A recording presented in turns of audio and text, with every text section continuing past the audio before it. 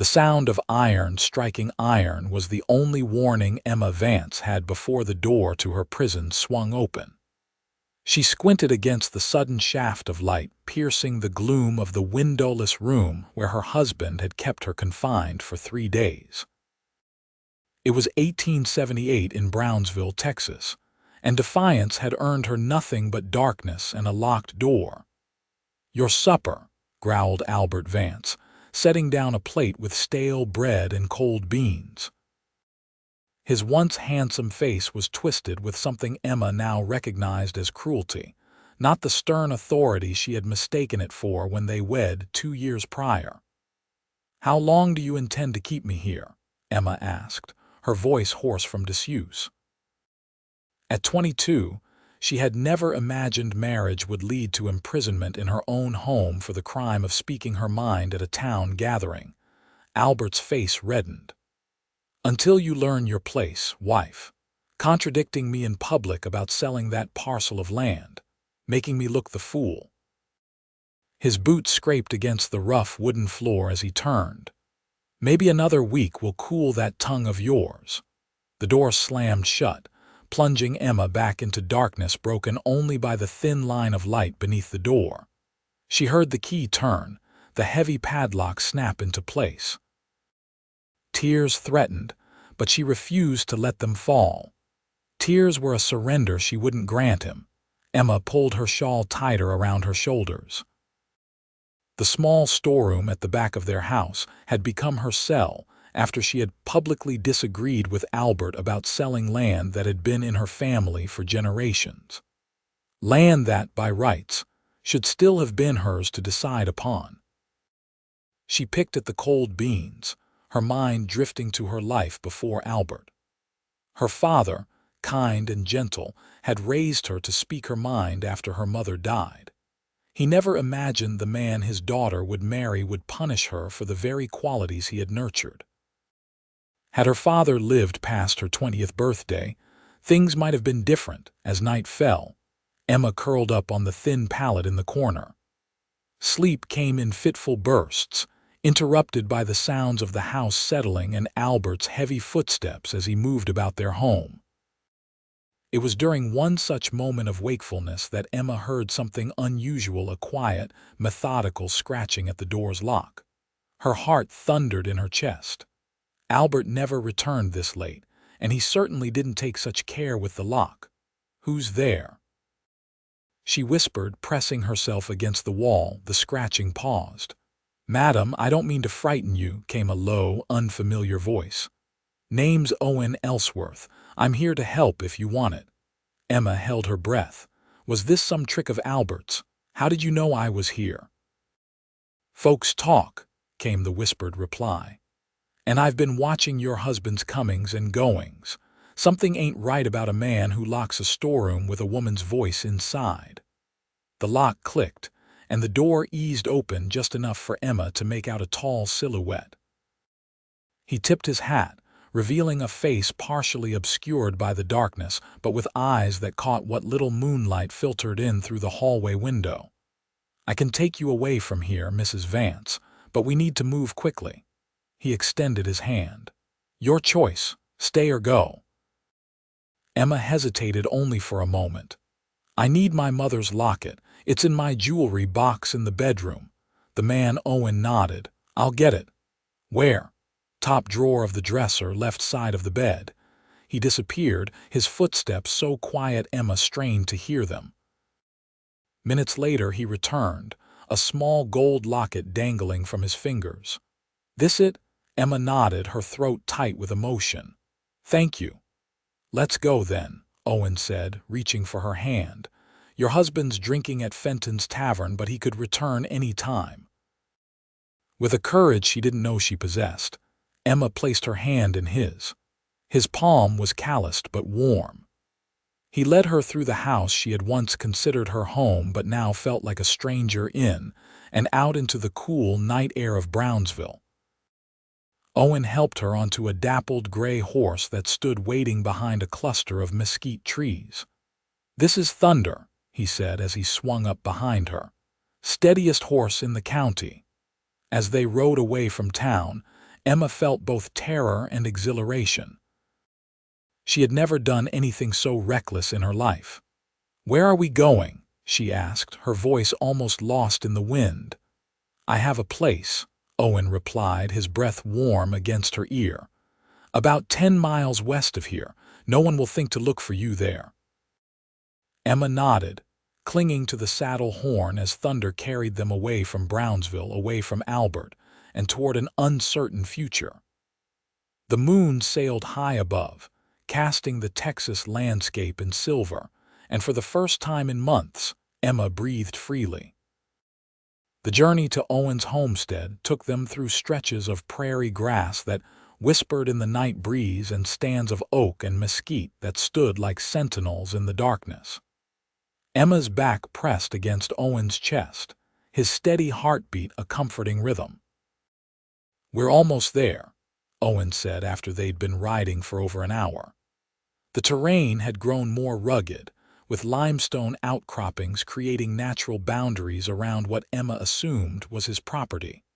A small cabin came into view, nestled against a hillside with a creek bubbling nearby. It wasn't grand, but in the moonlight it looked peaceful, a stark contrast to the prison she had left behind. Owen dismounted and helped Emma down, his hands strong and sure on her waist. Up close, she could see him more clearly now, a man of perhaps 30, with weathered skin that spoke of days spent under the Texas sun, and eyes the color of the sky just before dawn. "It's not much," he said, gesturing to the cabin, "but it's sturdy and its mind free and clear." "It's perfect," Emma replied, meaning it. After the suffocating confines of Albert's storeroom, the open space and fresh air felt like luxury.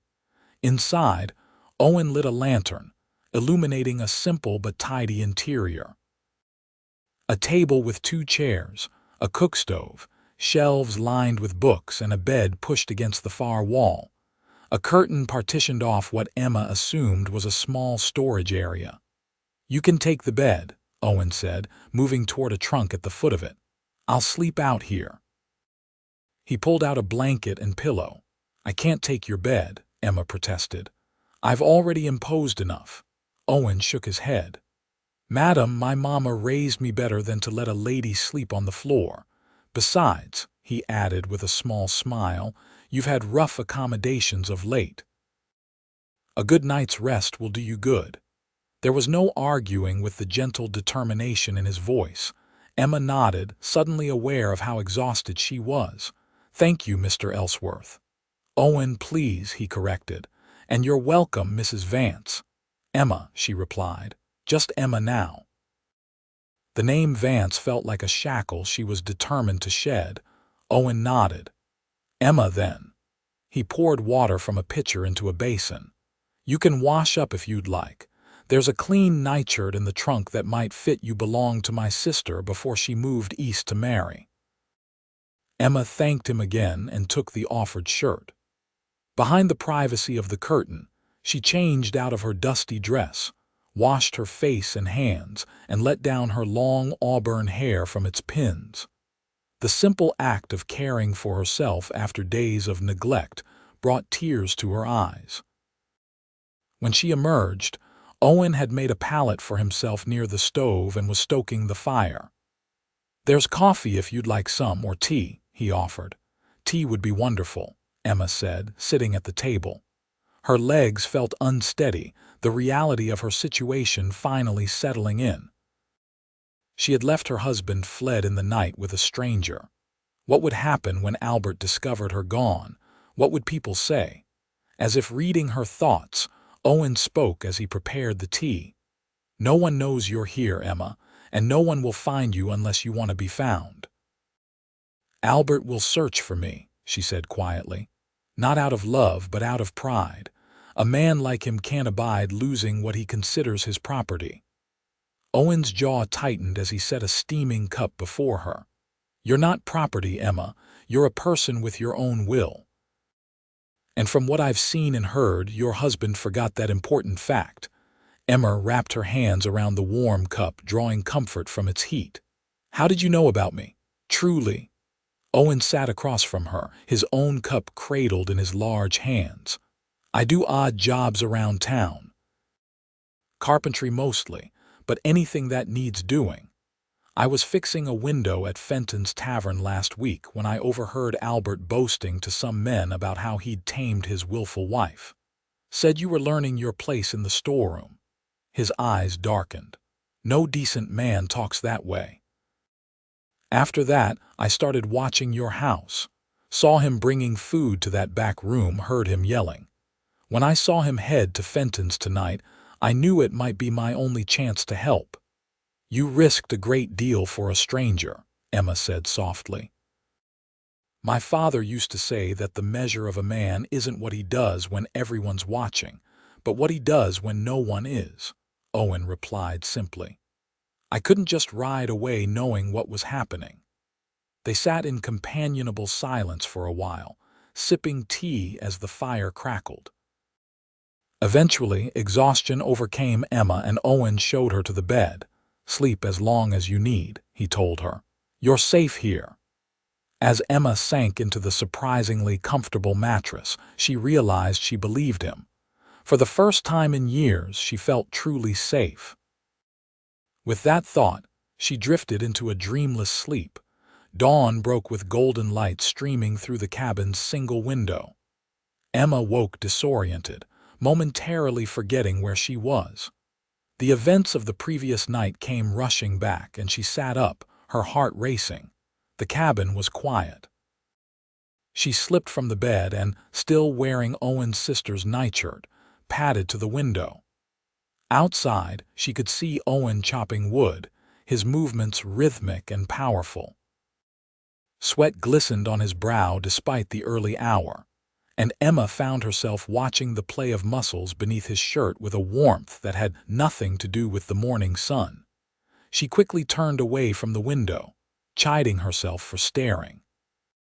After finding her dress from yesterday now, neatly folded on a chair, she changed and attempted to make herself presentable. Without a proper hairbrush, she used her fingers to comb through her tangled auburn locks, twisting them into a simple knot at the nape of her neck. When Owen entered the cabin a short time later, arms laden with firewood, Emma was stoking the cook stove. You don't need to do that, he said, setting down his burden. I want to help, Emma replied. It's the least I can do for your kindness. Owen smiled, a warm expression that transformed his serious face. Well then, I won't turn down the offer. Breakfast. Together they prepared a simple meal of cornbread and bacon. As they ate, Owen outlined a plan. Albert will be looking for you by now, but he'll expect you to head east toward your family in Louisiana, not west. Still, we should be cautious. I think it's best if you stay here for a while, at least until we can figure out what comes next. Emma nodded. I have an aunt in San Antonio. She might take me in. San Antonio's a good distance, Owen said thoughtfully. We'd need to prepare for a journey like that, and we'd have to be sure Albert isn't watching the roads. The "we" in his statement warmed Emma more than it should have. You've already done so much. I couldn't ask you to take me all the way to San Antonio. You didn't ask. I'm offering, Owen said matter-of-factly. I don't start things I don't intend to finish, Emma, and I won't leave you vulnerable to that man. After breakfast, Owen showed Emma around the property.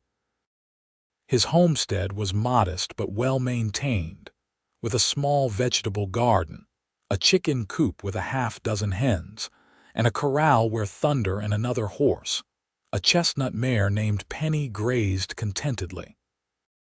It's beautiful here, Emma said as they walked along the creek that marked the eastern boundary of Owen's land. So peaceful. It suits me, Owen replied. I've always preferred the company of horses and trees to most people. Yet you came to my rescue, Emma observed, glancing at him sideways. Why did you really help me, Owen? The truth. Owen was silent for a long moment, watching the water ripple over stones in the creek bed. My mother, he finally said, his voice quiet. My father wasn't like your husband. He never locked her away, but he had a temper, especially when he drank. And my mother. She suffered for it. I was too young to help her then.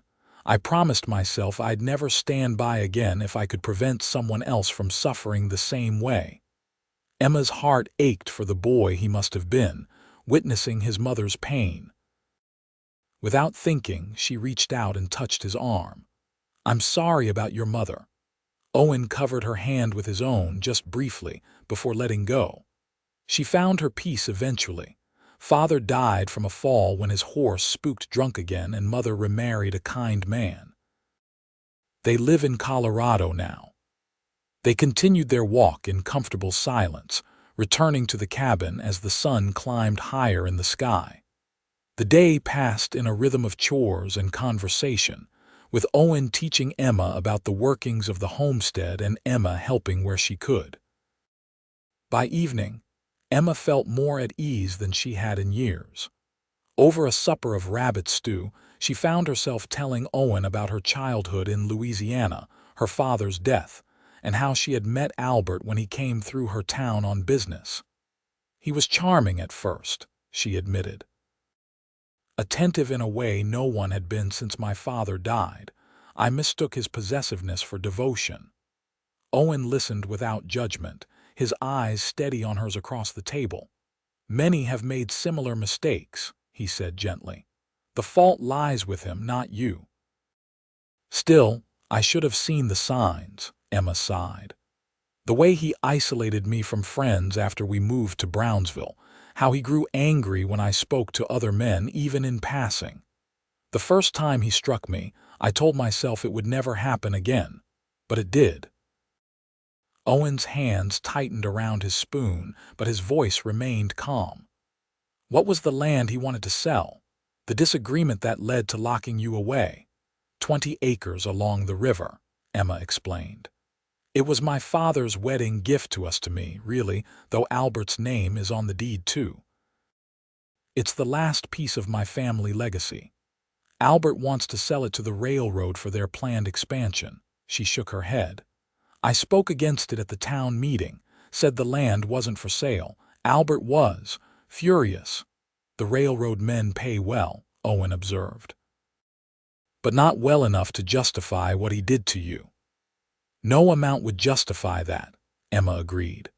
Her eyes met Owen's across the table, and something unspoken passed between them, an understanding, perhaps, or something deeper that neither was ready to acknowledge. The following days fell into a comfortable pattern. Emma helped with chores around the homestead, finding satisfaction in physical work that left little time for brooding on her situation. Owen taught her to ride Penny, laughing at her initial nervousness but patient as she gained confidence in the saddle. A week after her escape, Owen rode into town for supplies, leaving Emma alone at the homestead with a rifle just in case. He returned with provisions, newspapers, and news. Albert's been asking questions all over town, he reported as they unpacked the supplies. Offering a reward for information about your whereabouts, claims you're unwell and ran off in a state of confusion. Emma's hand stilled on the package of coffee she was holding. Does anyone suspect you? Owen shook his head. No reason they should. I'm just the carpenter who fixes their porches and builds their cabinets. Besides, I made sure to be seen taking on a job at the church. While I was there, gave the impression I've been too busy working to be involved in any disappearances. Despite his reassurances, Emma felt a chill. We should leave for San Antonio soon.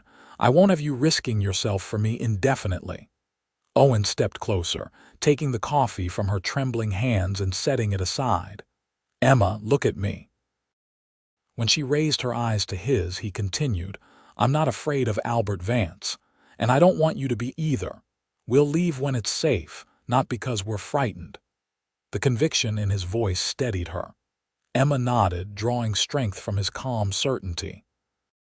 That evening, as they sat on the porch watching the sunset paint the Texas sky in shades of gold and crimson, Emma found herself studying Owen's profile. In the weeks since her escape, she had come to know him as a man of quiet strength and unwavering principles. His hands could craft delicate woodwork or break a wild horse with equal skill.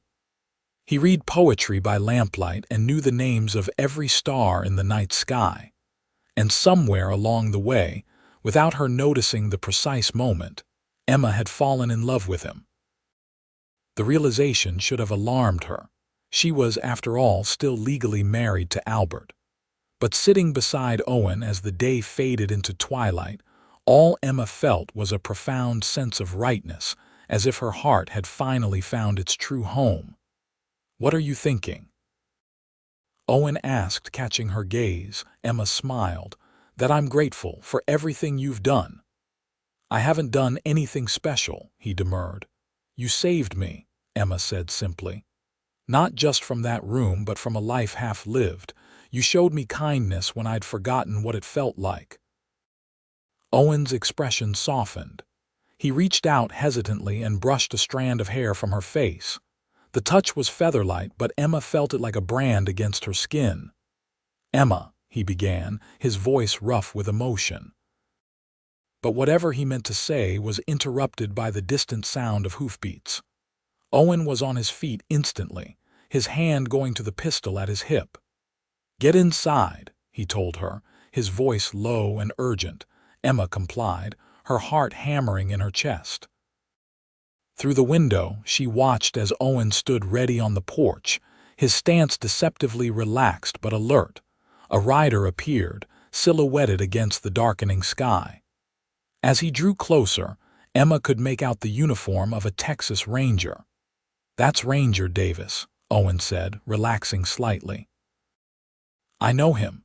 Stay inside, but don't worry." Emma watched as Owen greeted the Ranger, the two men speaking with the familiarity of old acquaintances. After a few minutes, Owen nodded and the Ranger tipped his hat before turning his horse back toward town. When Owen returned to the cabin, his expression was grim. "Albert's filed a complaint," he explained. "Claims I abducted you against your will. Davis came to warn me unofficially. He doesn't believe the charges, but he says the local sheriff might come out tomorrow with a warrant." Emma sank into a chair, her knees suddenly weak. "This is my fault. I should have known Albert wouldn't let me go so easily." "It's not your fault," Owen said firmly. He knelt before her, taking her hands in his. "But we do need to leave tonight. Davis suggested we head to Austin.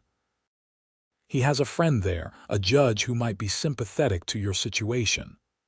"Austin," Emma echoed. "Not San Antonio." "Your husband might expect San Antonio given your aunt lives there. Austin will be safer.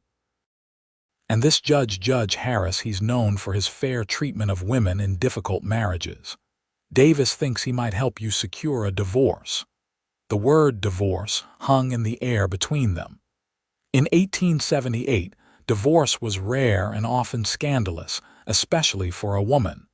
But Emma felt a flicker of hope. Freedom from Albert, truly free, not just hiding, was worth whatever scandal might come. "How soon can we leave?" she asked. "As soon as we can pack what we need," Owen replied. "We'll travel by night at first, stay off the main roads. I know these back trails well enough." They worked quickly, gathering only essentials: food, water, blankets, and a change of clothes each. Owen strapped his tools to Thunder's saddle and helped Emma mount Penny. With a last look at the homestead that had become her sanctuary, Emma followed Owen into the gathering darkness. They rode through the night, following game trails and dry creek beds that only someone intimately familiar with the land would know. Owen led with confidence, occasionally reaching back to touch Emma's arm reassuringly when the path grew difficult. Dawn found them sheltering in a small cave near a spring, the horses hobbled nearby. Owen built a small, smokeless fire to ward off the morning chill while Emma prepared a simple breakfast of jerky and hardtack. "We should rest here for the day," Owen said, accepting the cup of coffee she offered. Travel again after dark. Emma nodded, suddenly aware of how exhausted she was. The adrenaline that had carried her through the night was fading, leaving her limbs heavy and her mind foggy with fatigue. Sleep, Owen urged gently. I'll keep watch. Emma didn't have the energy to argue. She lay down on the blanket he had spread for her and was asleep almost instantly. When she woke, the sun was high overhead, filtering through the trees that partially obscured the cave entrance. Owen sat nearby, whittling a piece of wood with his pocket knife, his movements precise and practiced. "What are you making?" Emma asked, her voice still husky with sleep. Owen glanced up, a smile touching his lips. "Nothing in particular, just keeping my hands busy." He set aside the wood and knife. Feeling better, Emma nodded, sitting up and running her fingers through her tangled hair. "How long was I asleep?" "About 6 hours. You needed it." Emma stretched, working out the stiffness in her muscles. "Have you slept at all?" "I'll rest tonight when you're keeping watch," Owen assured her. He passed her a canteen. "Drink. The spring water's sweet here." The day passed slowly in the relative coolness of the cave. Owen told stories of his years working as a ranch hand before saving enough to buy his own land. Emma shared memories of her mother, who had died when Emma was just 14. As evening approached, they prepared to continue their journey. Owen studied the sky, gauging the weather. "Looks like rain coming. We might need to find more substantial shelter tonight." Emma followed his gaze to where dark clouds were gathering on the western horizon. "How much farther to Austin?" 3, maybe 4 days at our current pace," Owen replied. "Faster if we could take the main roads, but I don't want to risk being seen." They set out as twilight deepened into night, the air heavy with the promise of rain. Owen led them through a patchwork of small farms and ranches, skirting the edges of properties to avoid being spotted by dogs or vigilant owners. The storm broke just after midnight, a sudden deluge that soaked them within minutes. Lightning split the sky, followed by booming thunder that made Penny skittish beneath Emma. "There's a lined shack about a mile ahead," Owen called over the storm's roar.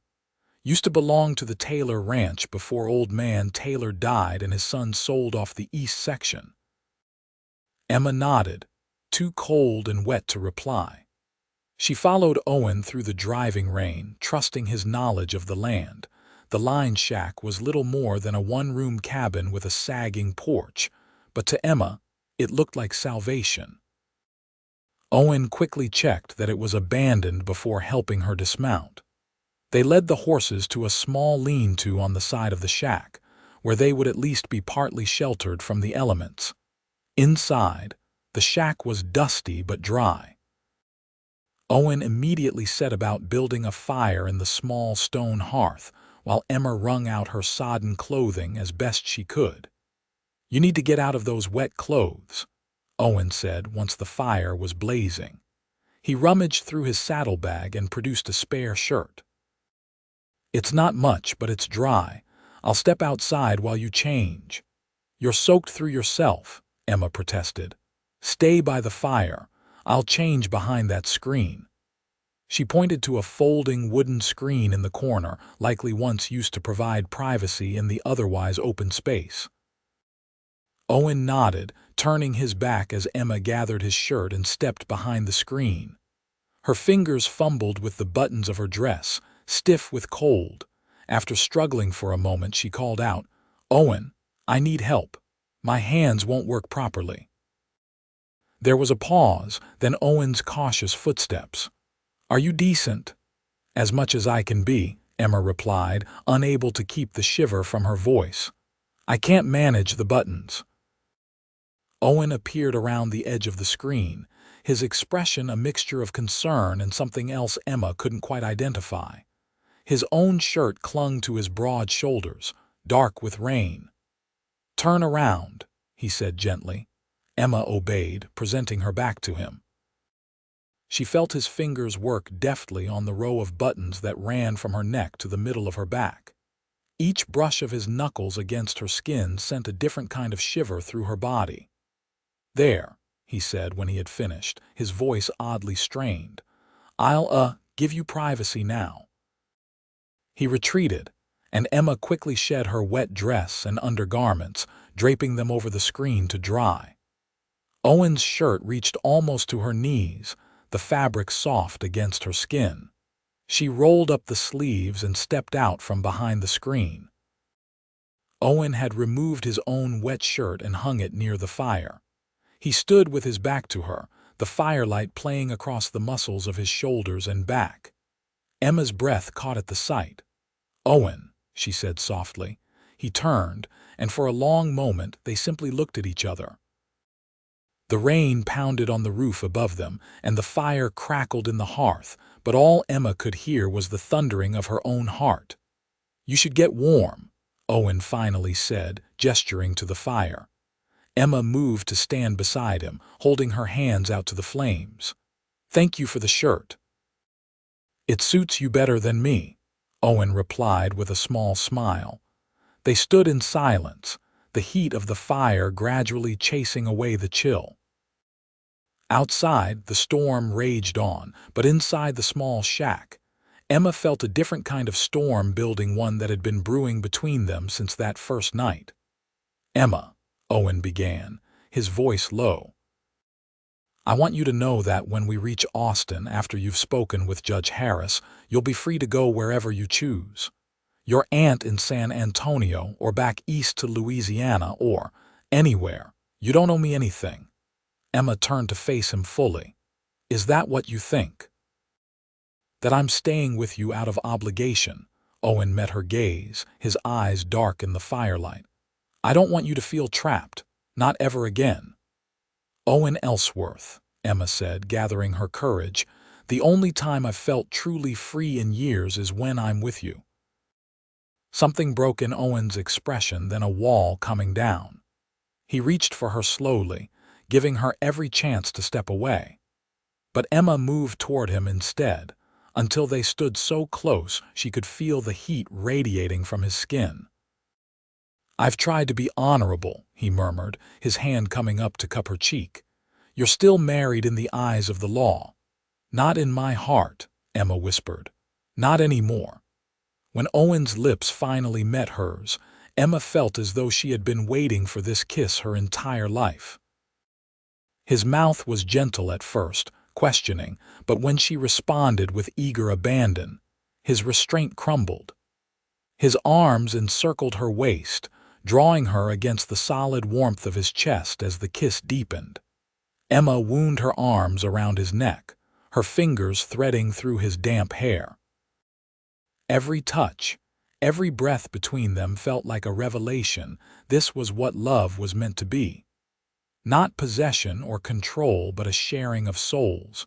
When they finally broke apart, both breathless, Owen rested his forehead against hers.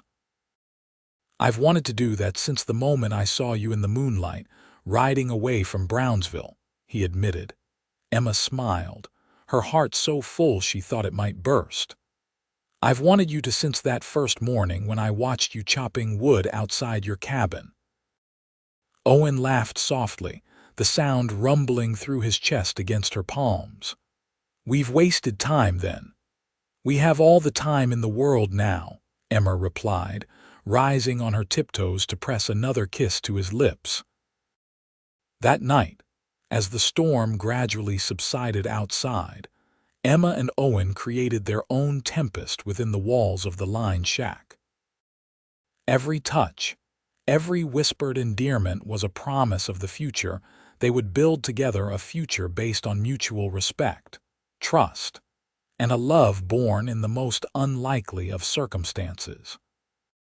As dawn broke, painting the eastern sky in shades of pink and gold, Emma lay curled against Owen's side, her head pillowed on his chest. His heartbeat was strong and steady beneath her ear, a rhythm she now knew as intimately as her own. "We should get moving soon," Owen murmured, his fingers tracing lazy patterns on her bare shoulder. Emma sighed contentedly. I know, but I wish we could stay here forever. Not in this drafty old shack, Owen chuckled, but someday we'll have a home of our own. Somewhere with a view of the mountains, maybe, or by a river. With a garden, Emma added, warming to the dream, and bookshelves full of poetry for you to read to me in the evenings. And children, Owen said softly, if you want them. Emma raised her head to look at him, her heart swelling at the tenderness in his eyes. I do, very much. Owen kissed her, a gentle promise sealed with his lips against hers. Then, with reluctance, they rose and prepared for the day's journey. Their progress toward Austin was steady but cautious. They avoided towns and stuck to back trails, stopping only when necessary for rest or supplies. At night, they made camp in secluded locations, sharing a bedroll beneath the vast Texas sky. On the evening of the fourth day, they crested a hill and saw Austin spread out before them, the Colorado River winding through the growing city like a silver ribbon. We made it, Emma breathed, relief washing over her. Owen reached across the space between their horses to squeeze her hand. Judge Harris lives on the outskirts of town. We'll go there, directly avoid the center of the city where we might be spotted. The judge's house was a handsome two-story structure with wide verandas and well-tended gardens. Owen helped Emma dismount, then knocked on the front door with more confidence than she felt. The door was opened by a distinguished-looking man with silver hair and kind eyes. "Can I help you?" he asked, his gaze taking in their trail-worn appearance. "Judge Harris, I'm Owen Ellsworth. Ranger Davis may have sent word about us." Recognition flickered across the judge's face. "Ah, yes. Please come in, both of you. My wife has just prepared supper, and you look like you could use a hot meal." Inside, they were introduced to Mrs. Harris, a warm, motherly woman who immediately set about adding 2 more place settings to her dining table. Over a hearty meal of roast beef and vegetables, Emma told her story: the gradual erosion of her marriage, Albert's controlling behavior, the imprisonment, and finally, her escape with Owen's help. Judge Harris listened attentively, asking occasional questions but never doubting her account. When she finished, he nodded thoughtfully. "Mrs. Vance, what you've described is more than sufficient grounds for divorce in the state of Texas. Cruelty, including imprisonment, is specifically recognized by our laws.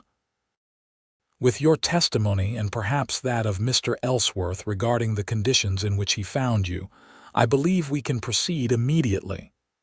"How long will it take?" Emma asked, hardly daring to hope. "Normally, such matters take time," the judge admitted. "But given the circumstances, particularly your husband's violence and the danger you might face if returned to his custody, I'm inclined to expedite the process. I have certain discretionary powers in cases of extreme hardship." Owen leaned forward. "What about the charges Albert filed?" "He's accused me of abduction." Judge Harris waved a dismissive hand. "Based on Mrs. Vance's testimony, it's clear you were acting to protect a woman in danger. I'll speak with the authorities in Brownsville. The charges will be dropped." Relief flooded Emma. For the first time since her escape, she allowed herself to believe that true freedom, legal freedom, was within reach. The Harrises insisted that Emma and Owen stay with them while the divorce proceedings were underway. Emma was given a comfortable room on the second floor, while Owen was housed in a guest room above the judge's study. The following morning, Judge Harris took them to the courthouse, where Emma swore out a statement detailing Albert's abuse. The judge then issued temporary orders protecting her from Albert and began the formal divorce process.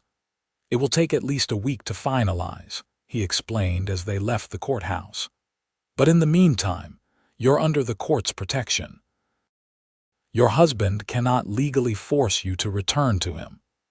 For the next several days, Emma experienced a newfound sense of security. Mrs. Harris took her shopping for new clothes to replace the few worn items she had brought with her. Owen helped the judge with repairs around his property, his skilled hands always finding something to improve or fix. In the evenings, they would all gather in the parlor, where Owen sometimes read poetry aloud. Wordsworth and Whitman were his favorites. Emma watched him, her heart full, as his deep voice gave life to the beautiful words. On the 5th day of their stay, as Emma and Mrs. Harris were returning from a visit to the milliner, they spotted a familiar figure standing on the courthouse steps. "Albert," Emma gasped, instinctively shrinking back against the carriage seat. Mrs. Harris immediately directed her driver to take a different street. "We'll go straight home and tell the judge," she said firmly. "Don't worry, dear, he can't hurt you now." But Emma's hands trembled as they returned to the Harris home. Albert's presence in Austin meant he had somehow learned where she was and what she was doing. Judge Harris was grave when they told him. "I suspected he might come when he received the divorce petition," he said. "But I've already spoken with the sheriff. Mr. Vance will not be permitted to approach you." Owen was furious. "He shouldn't be allowed within 100 miles of her," he growled, pacing the study. "The law has limits, Mr. Ellsworth," the judge reminded him. "But rest assured, Mrs. Vance is safe here." That night, unable to sleep, Emma slipped downstairs to the kitchen for a cup of tea. She found Owen already there, staring out the window into the darkness. "You couldn't sleep either?" she asked softly. He turned, his expression softening at the sight of her. "I keep thinking about Albert being in town, about what he might try." Emma moved to stand beside him, drawing comfort from his presence. "Judge Harris says he can't hurt me anymore." "I know, and legally that's true, but men like Albert Vance don't always abide by legal constraints." Owen's hand found hers, their fingers intertwining. "I won't let him near you, Emma. I swear it." Emma rested her head against his shoulder. "When this is over, when the divorce is final, what happens then?" Owen was quiet for a moment. "Whatever you want to happen, I meant what I said before. You're free to go wherever you choose." "And if I choose to go with you?" Emma asked, lifting her head to look at him. The love in Owen's eyes took her breath away. "Then we'll build that home we talked about, with the garden and the bookshelves and the children." "But only if that's truly what you want." "It's all I want," Emma whispered. "You're all I want." Owen bent to kiss her, a kiss filled with promise and devotion. Neither noticed the figure watching from the shadows outside the window, a figure with hatred burning in his eyes. The next morning, Emma woke to the sound of raised voices downstairs. She dressed quickly and made her way to the judge's study, where she found Owen and Judge Harris in heated conversation with the local sheriff. "What's happening?" she asked from the doorway. All three men turned to her, their expressions grim. It was the sheriff who spoke first. "Mrs. Vance, I'm afraid your husband has filed additional charges against Mr. Ellsworth. He's now claiming theft as well as abduction." "Theft?" Emma echoed. "That's absurd." "He says Mr. Ellsworth stole a valuable locket from your home the night you disappeared," the sheriff explained. Emma's hand flew to her throat, where her mother's locket hung beneath her dress. "That's a lie. The locket was mine, my mother's, before that. I asked Owen to retrieve it for me." "Be that as it may," the sheriff continued, "Mr. Vance has witnesses who will testify that the locket was a wedding gift from him to you, making it conjugal property. And since you're still legally his wife until the divorce is finalized." "This is outrageous," Owen interrupted. "It's just another attempt to control her."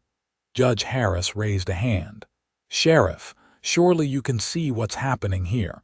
Mr. Vance is attempting to manipulate the legal system to punish his wife for seeking divorce." The sheriff shrugged uncomfortably. I don't make the laws, Judge. I just enforce them. And right now I have a sworn complaint. I need to bring Mr. Ellsworth in for questioning. Emma felt the blood drain from her face. No, please, no. Owen moved to her side, his hand steadying on her elbow.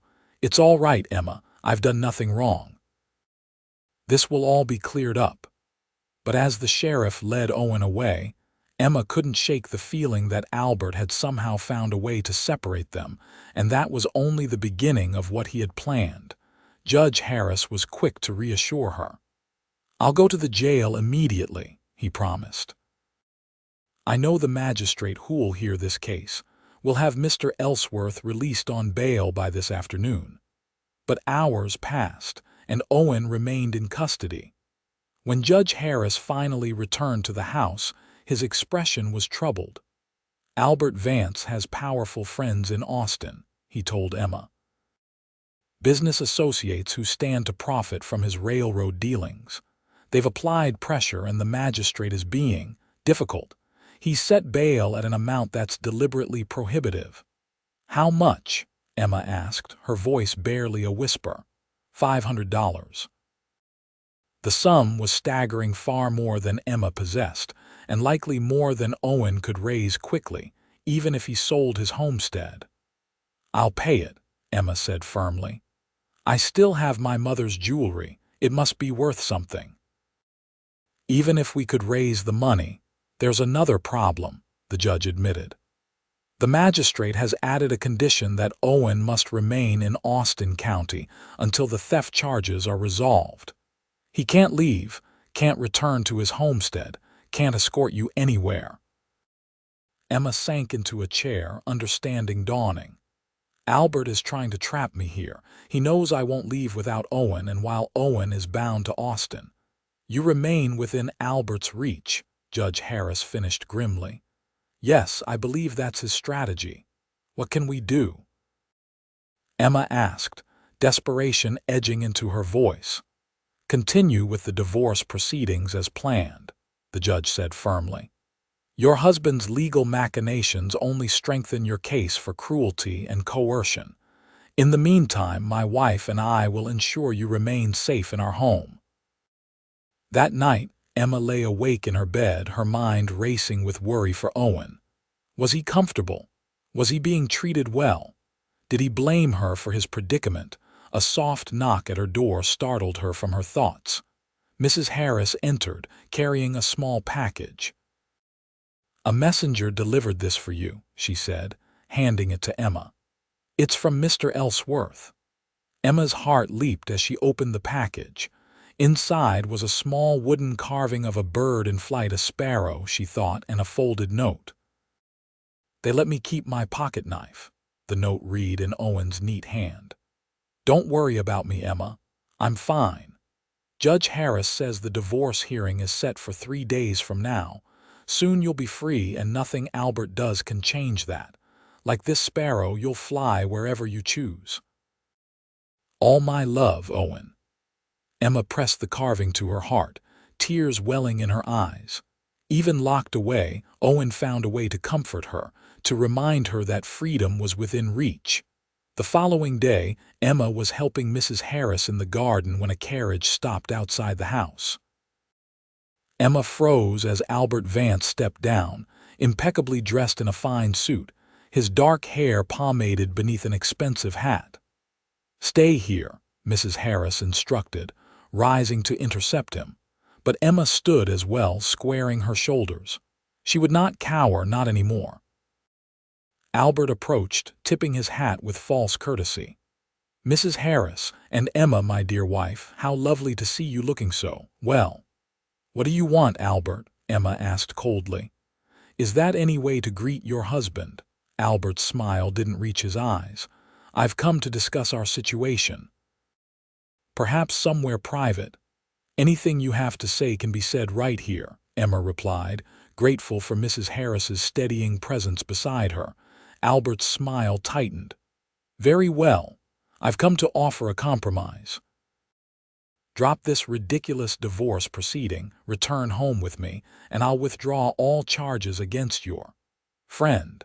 He can go back to his little homestead and we can put this unfortunate episode behind us." "And if I refuse?" Emma asked, though she already knew the answer. "Then Mr. Ellsworth will face the full penalty for theft and abduction.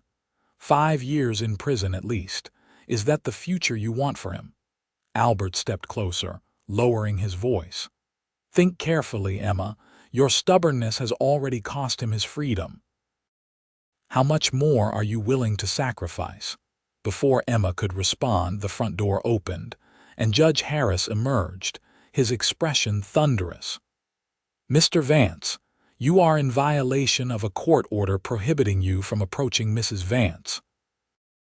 I suggest you leave immediately, or I will have you arrested for contempt." Albert backed away, hands raised in mock surrender. "No need for threats, Judge. I was just leaving." He fixed his gaze on Emma. "Think about my offer, dear wife.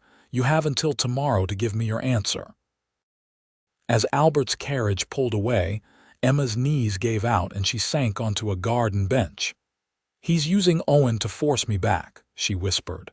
Judge Harris sat beside her, his expression grave but kind.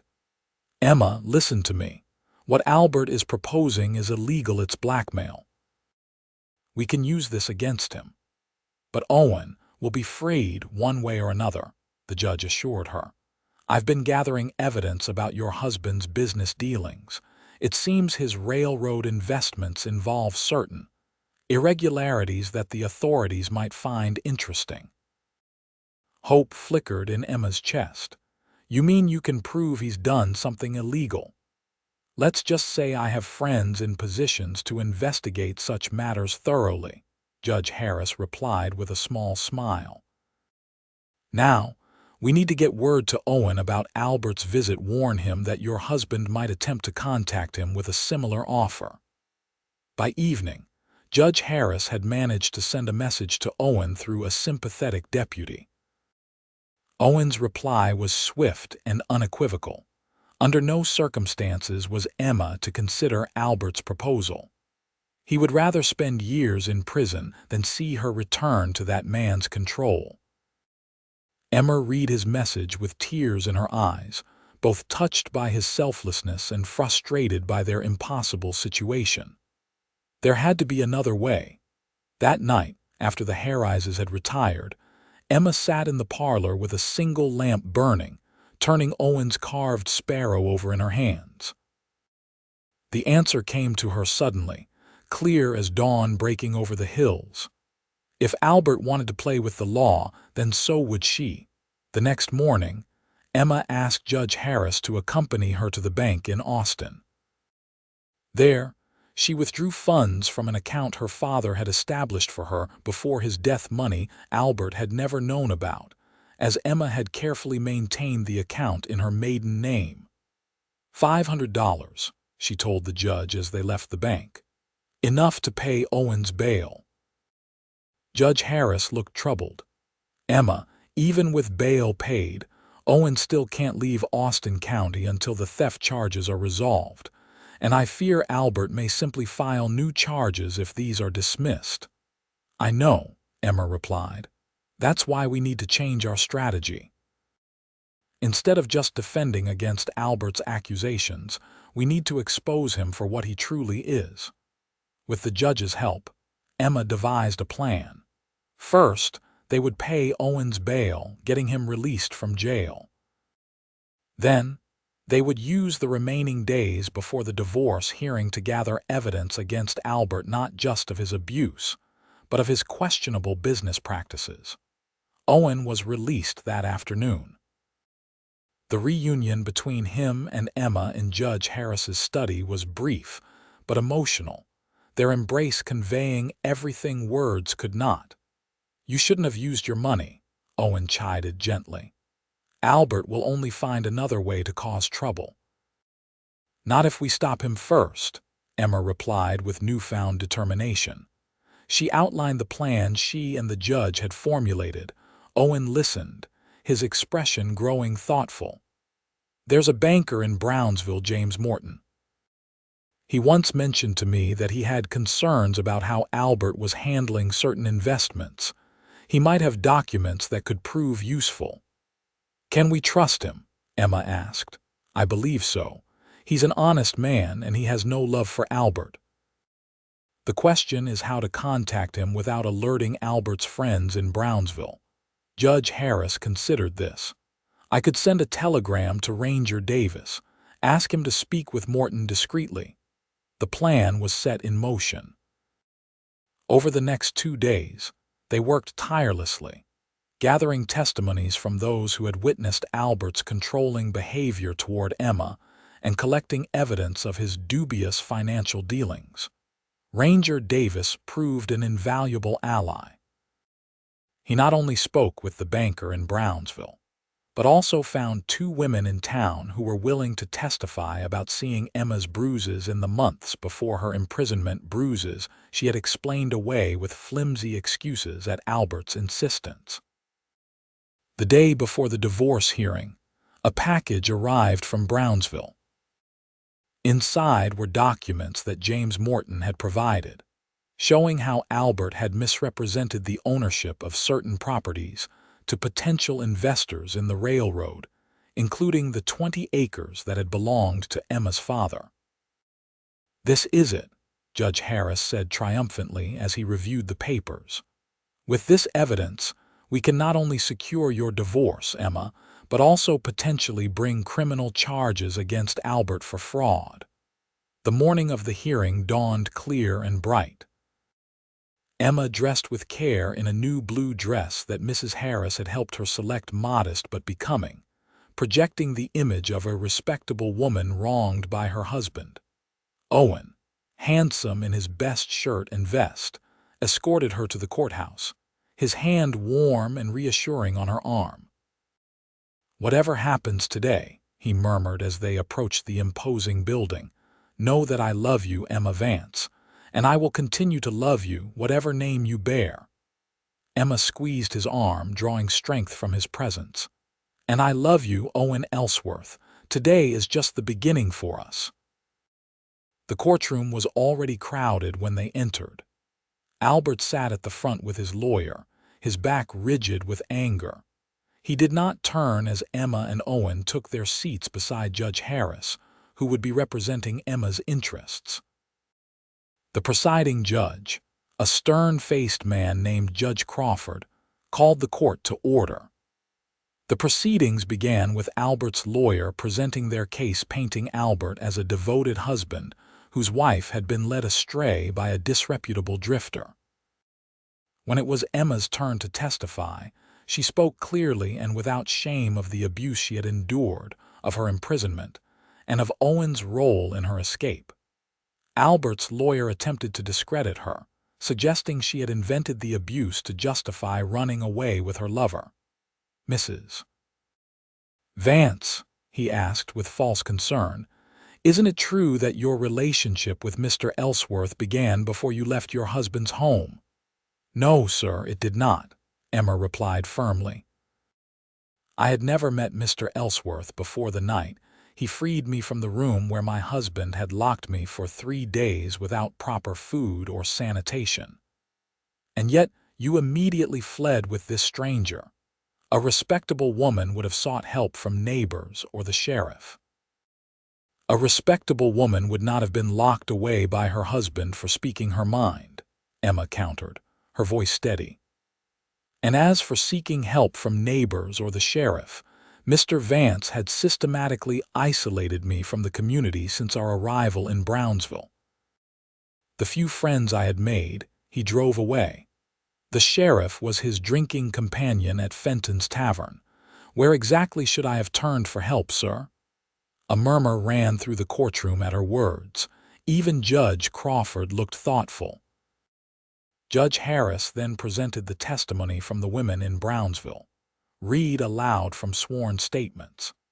He followed with evidence of Albert's physical abuse, descriptions of bruises and injuries that Emma had carefully documented in a journal she had kept hidden. Finally, he laid out the evidence of Albert's fraudulent business dealings, particularly regarding the land that had belonged to Emma's father. Your Honor, Judge Harris concluded, What we have here is not merely grounds for divorce based on cruelty. We have a pattern of systematic abuse, both physical and financial, perpetrated by Albert Vance against his wife. Justice demands not only that Emma Vance be freed from this marriage, but that her property rights be restored and her safety guaranteed. Albert's face had grown progressively darker throughout the proceedings.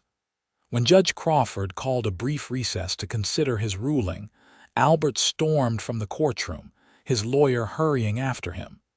"He knows he's losing," Owen murmured to Emma as they waited. "Judge Crawford's expression during your testimony, he believes you." Emma nodded, allowing herself to hope. "What happens after, if the divorce is granted?"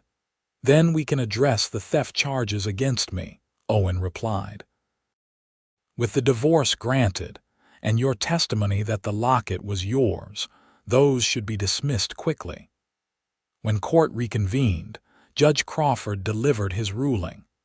"Having considered all evidence presented, this court finds sufficient grounds for divorce on the basis of cruelty. The marriage between Emma Vance and Albert Vance is hereby dissolved.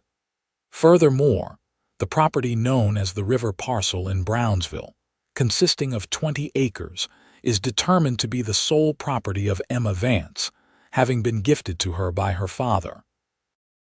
Relief flooded Emma, so intense she felt light-headed. Owen's hand found hers, squeezing gently.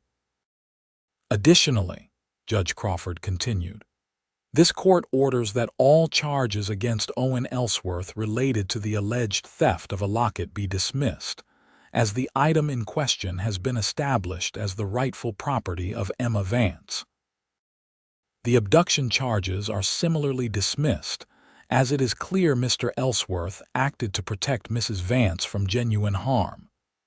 As for the evidence of financial impropriety," the judge added, "this court will refer those matters to the proper authorities for investigation." It was over. Emma was free from Albert, free to love Owen openly, free to build the life they had dreamed of together. As they left the courthouse, Emma felt as though she were floating, buoyed by a happiness so profound it brought tears to her eyes. Albert was nowhere to be seen, having apparently left immediately after the ruling. Judge Harris warned them to remain vigilant, nonetheless. "A man like that doesn't accept defeat easily," he cautioned.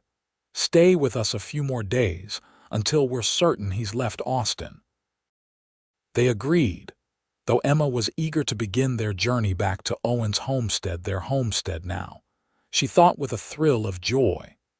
That evening they celebrated with the Harrises, sharing a fine meal and raising glasses of wine to new beginnings. After dinner, Owen asked Emma to join him for a walk in the garden, the spring air sweet with the scent of blooming roses.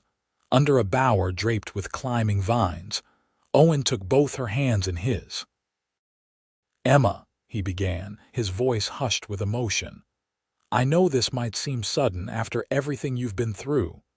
If you need time," Emma pressed a finger to his lips, silencing him with a smile. "Owen Ellsworth, if you're about to suggest that we wait to be together, I may have to reconsider my opinion of your intelligence." Owen laughed, the sound rich and warm in the twilight. "In that case, I'll be direct."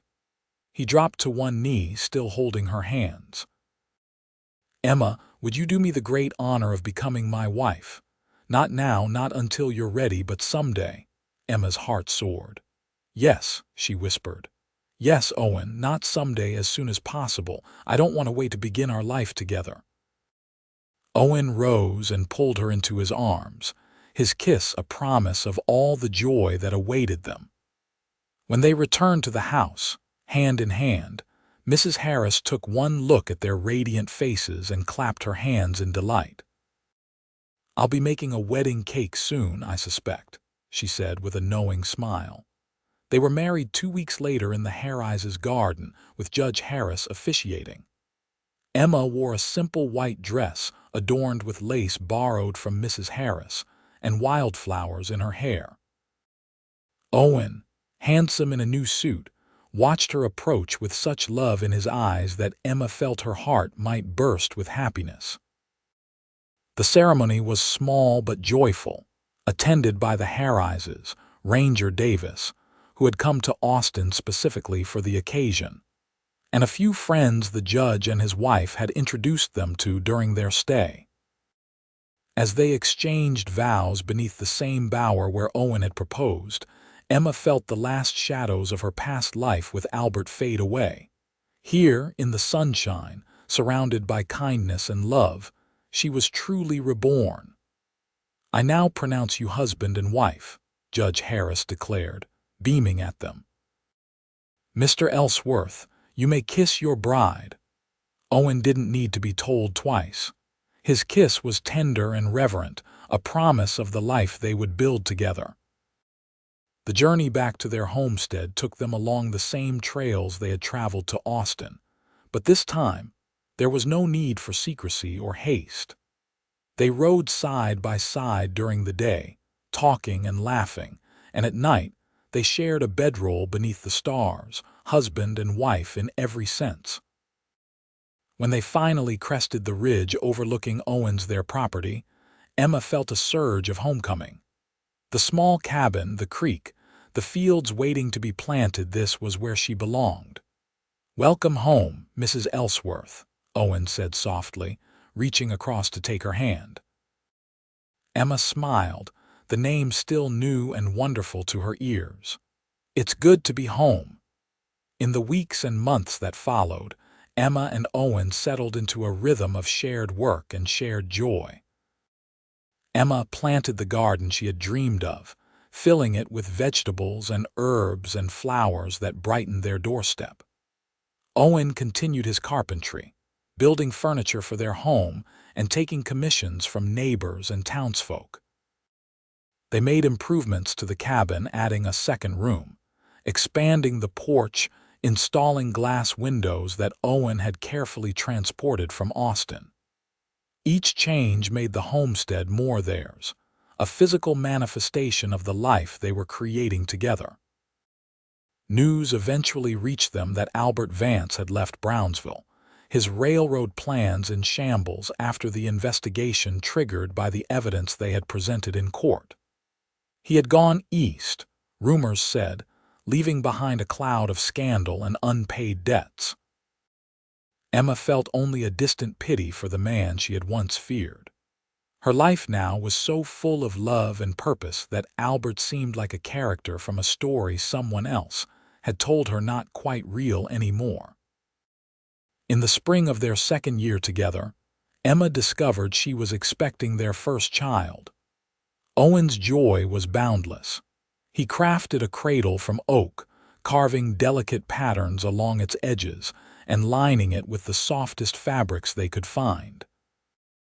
Their son, Thomas James Ellsworth, was born on a crisp autumn day with a neighboring midwife attending. He had Owen's clear blue eyes and a dusting of Emma's auburn hair. "He's perfect," Owen whispered, holding his son for the first time, his voice thick with emotion. Emma watched them, exhausted but radiantly happy. "He is, and so is this all of it." As Thomas grew, so did their homestead and their happiness. Owen built a larger house adjacent to the original cabin, with room for the growing family they both wanted. Emma's garden expanded, becoming known throughout the county for its abundance and beauty. 2 years after Thomas, their daughter Sarah Ann arrived, followed 2 years later by another son, William Henry.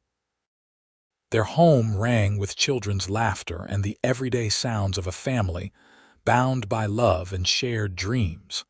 Sometimes, in the quiet moments of early morning or late evening, Emma would find Owen watching her with a look of wonder, as if he couldn't quite believe their good fortune. "What are you thinking?" she would ask. "That I'm the luckiest man alive," he would reply, pulling her close. "That night in Brownsville, when I picked that lock and found you, I was saving myself as much as I was saving you. I just didn't know it yet." Emma would nestle into his embrace, remembering the frightened young woman she had been and marveling at the journey that had brought her here to this man, these children, this life full of love and freedom. On their 10th anniversary, Owen surprised Emma with a special gift, a small wooden box, intricately carved with wildflowers and birds in flight. Inside was a deed to the 20 acres along the river in Brownsville, the land that had once belonged to her father. "I thought you might want to see it again," Owen explained. "Not to live there, but to visit, to show the children where part of their heritage began." Emma traced the carved birds with her fingertip, tears welling in her eyes. "It's perfect," she whispered, "like everything you do." That summer, they made the journey to Brownsville not as fugitives, but as a family. They camped on the river parcel, now overgrown but still beautiful. Emma told their children stories of her father, of the land's history, of the strength that ran in their blood. And as the sun set over the river, casting golden light across the land her father had loved, Emma looked at Owen teaching their sons to skip stones across the water, at Sarah and weaving wildflowers into a crown, and knew that the journey that had begun in darkness had led her to the brightest light she could have imagined. That night, with the children asleep in the tent Owen had pitched, they sat by the campfire, hands intertwined as they had been for a decade. "You ever think about how differently our lives might have turned out?" Emma asked softly. "If you hadn't been in Fenton's tavern that day, if you hadn't heard Albert talking."